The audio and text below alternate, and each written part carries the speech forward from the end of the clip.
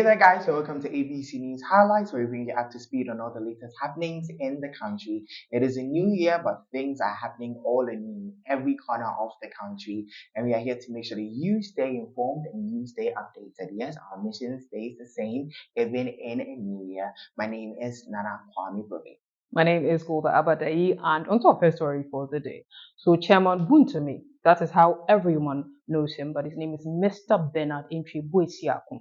He is the Ashanti Regional Chairman of the New Patriotic Party, and he's been in the news for the last week because apparently he made some derogatory statements against the Ashanti Kingdom, and they didn't take it lightly. I'm going to read what he said. Allegedly, he said, "I have built my own kingdom in the Ashanti Kingdom. I have my own police and military, and I will speak my mind to Odum if I disagree on an issue with him." Now, this didn't go well with the traditional council, and he's been summoned to the palace. So today, he went with some big names in the party, like the regional Ashanti regional minister, the chieftaincy minister, majority leader of parliament, the general secretary for the NPP, and others, so that they could talk about his accusation, whether it is true or not. Now, we hear he's been cleared, but we'll bring you updates as the story goes on. Yeah, and I find it quite ironic that somebody whose name is Chairman Wontumi just finally realizes that certain things won't do him. Things won't to me yet. So we hope he learns his lesson or whatever that he can take from this experience he does. We're moving on to our next story, which is ECG is going paperless. So beginning February 1st, 2024, the Electricity Company of Ghana would not be taking any form of paper or manual filing of any service. So if you need any service, any new service, whether you need a new meter, whether you need more load added to your meter, whatever it is, you need to do it on their app. So most of us have been using the app to buy electricity, but from February 1st onwards, you cannot walk to any ECG office to file manually a request for any of their services. You have to do it on their app. And I think in the wake of Ghana's digital era or digitalization mission, I think this is a step in the right direction. But people are asking about, we already know the faults that have come with this form of digitalization, even in that same institution or company, where if you buy credit, sometimes it will not appear to like days later. You have to sleep in the dark. So if you're adding so much services to this space, have we built enough capacity to ensure that it's effective in the first place? I think they still need to make the option of if you can't access what you I want agree. online, you physically go, because we all know that it will come to a point where we will need to go. So they should just leave that option open. Do your best to do the paperless thing, but if you have a problem, physically come to the office. I think so too. I think so too, because we know the faults that can come with any company in this country, especially a public one, deciding to go digital. But hopes are high, fingers are crossed. We hope that it's effective. Let us know what you think in the comment section. Yes. So the Pope says Africans are a special case when it comes to the LGBTQI plus situation. In an interview published on Monday, he said that Africans are a special case in the opposition of bishops and many other people on the continent to homosexuality. But he says that he's confident, that except for Africans, people who still criticize, the decisions that they've made will come to understand it. Now, blessings were allowed last month in a document called fiducia supplicans, and that means supplicating trust, which has caused widespread debate in the Catholic Church with particularly strong resistance coming from African bishops. And I'm quoting, "Those who protest vehemently belong to a small ideological group." He told the newspaper.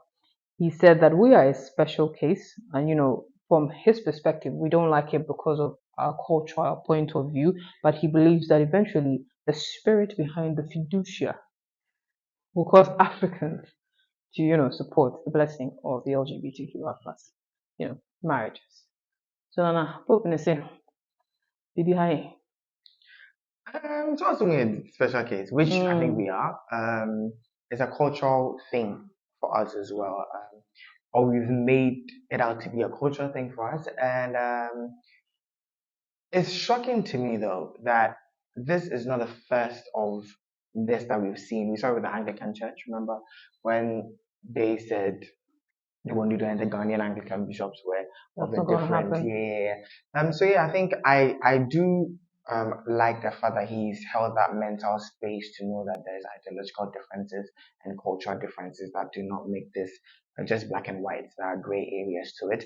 I don't think the spirit of whatever said so beautifully will cause us to accept something that is not culturally right or be deemed culturally wrong.